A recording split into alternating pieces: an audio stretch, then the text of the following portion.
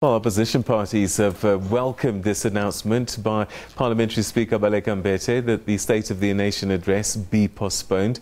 President Jacob Zuma today confirmed that he wrote to Parliament's presiding officers requesting the postponement.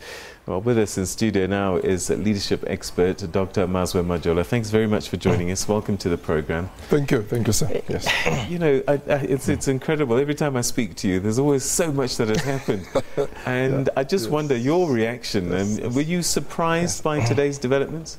I was surprised at the level of the resolve of the ANC because, look, the SONA has been postponed. I don't think because of the pressure from the opposition.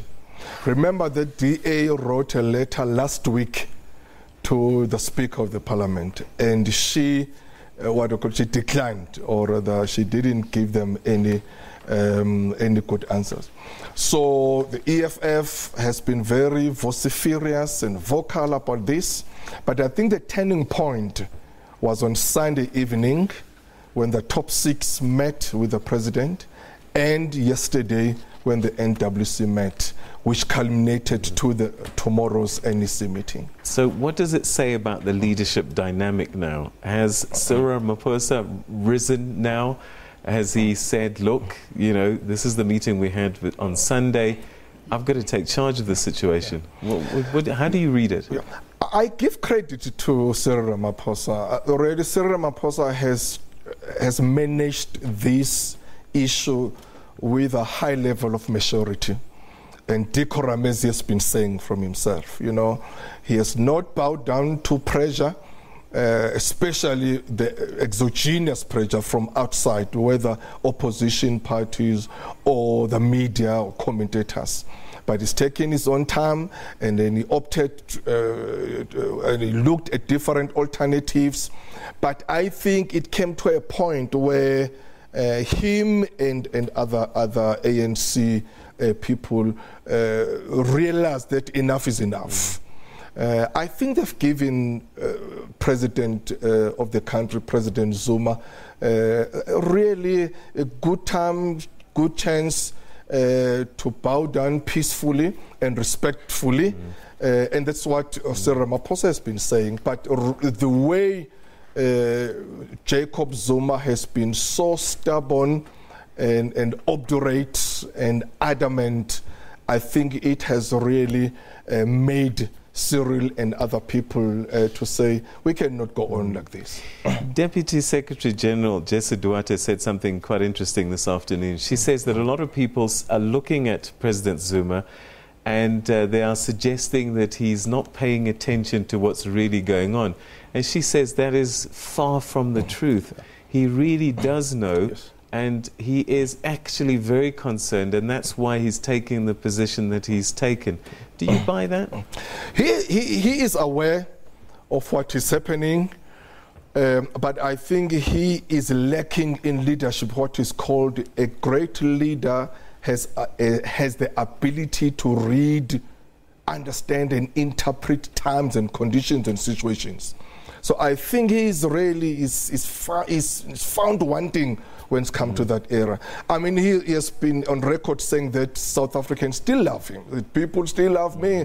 You know, why are you guys saying I must resign? Because, which is not right. It's just not correct. But, you know, if I take you back to 1994, it's unlikely you would have said that Jacob Zuma is going to be president of South Africa. Yes. So it probably does say something about his leadership, that he is able to rise to the highest position. Yes. So are we discounting him too much? Because he could be playing a game still, and that he is being quite clever with his leadership, and we're just not seeing the full chess game yet. Yeah. And it's so interesting that you're really going back to 1994, because when Cyril Ramaphosa was the Secretary General of the ANC, Jacob Zuma was his deputy. So they've been working together, yes, during those times. He has risen to the occasion. He does have good qualities of leadership. You know, when you look at his resilience, when you look at his composure, but unfortunately, everything in leadership or in general, no matter how good it may be a strength, but if it's used excessively or extremely, it becomes a weakness. So if a leader exhibits confidence, which is a strength, but if confidence is too much, it becomes an arrogance. So that's what is happening to him. Resilience is a very good quality for leadership. But because he's using so extremely now, it's become a weakness on his part. So I think he's losing it somewhere. And unfortunately, even the people who really supported him, I think they're beginning now to say, we don't have energy anymore to go with this. So tomorrow night, there's going to be a group think tank that sits together. They call themselves the NEC.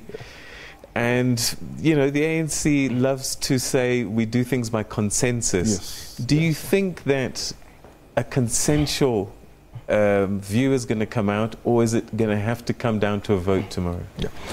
Tomorrow, indeed, about 86 people around there will converge, and then the matter will be discussed. Tomorrow, again, different characters will emerge at the tomorrow. Characters are called call or name them as others dominators. There will be those who will dominate the discussion, like your people who want to be seen, who want to say things. I think those people who are really dominators. There will be people who will be defenders, who will defend the status quo, who will defend the Jacob Zuma. There will be people who will be distractors, deflectors. There are people who will be doubters. There are people who will really display different qualities that will happen tomorrow. But I do believe tomorrow is tomorrow. And I think what will emerge there tomorrow will be a clarion call that Jacob Zuma must step down. Otherwise, the NEC will say to Jacob Zuma, if you don't do this, you'll be humiliated in Parliament. All right. Unfortunately, we've run out of time. We're going to have to leave it there, but always a pleasure to talk to you. And I have no doubt that the next time I talk to you, some seismic events would have probably happened in between. Thanks so much, Dr. Majola. Thank you.